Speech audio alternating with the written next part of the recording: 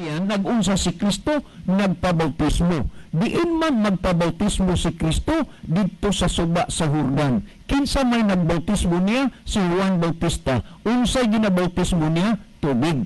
Do saan pangutana mo, importante ba dahil sa inyo ang bautismo sa tubig? Yes, importante. Kay kana nga mga butang, gitagaan kana ni Ginosus og pagsulundan sa iyang panahon. Naging dili og sa nabautismo na si Jesus, siya mihawas dayon gikan sa tubig. Busa ang bautismo sa tubig, importante kini, mahinungdanon kini alang namo sa among pagpangalagad sa Ginoo.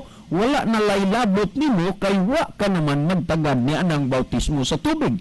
Hinunoa ang amo diring pagpasabot sa imo, Brother Dulping, dahil sa nasulat nimo og sa gipasabot sa Biblia nga dili ni kinaugalingon lamang maumao nga kung sa Tagalog ba isang kuro-kuro at haka-haka lamang sa pag-iisip na wala namang sapat na pagbabasihan. Kining atong pagpasabot sa imong pangutana, Brother Dulping, dunay mga sapat nga mga basihanan dinhi sa nasulat sa Biblia. Si Ginoong Jesus nagpabautismo siya. Ug unya human siya mabautismo, siya mihawas dayon gikan sa tubig. Ang paghulagway nini mao nga ang bautismo di ay kung sa Spanish pa, sa kinatsila pa, bunyag, kung sa Tagalog binyag, kung sa Ilonggo patugmaw, o sa English pa baptize, o sa Cebuano bautismo. So ang bautismo di ay o bunyag dili himuon pinaagi sa pagwisik-wisik kanang gitawag sprinkling, dili pinaagi sa pouring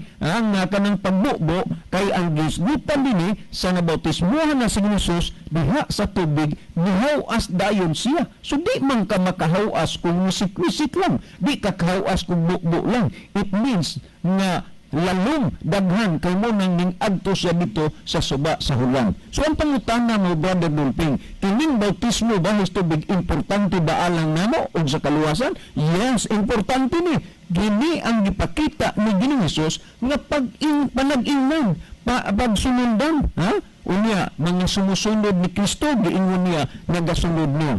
Unya, sa bihang niya ho, si Ginoong Hesus sa tubig, naging tanawa, nabukas ang kalangitan, o iyang nakita ang Espiritu sa Diyos, na may kunsab na ingon o sa lampati, o may pangununa kinidiha sa ibabaw niya.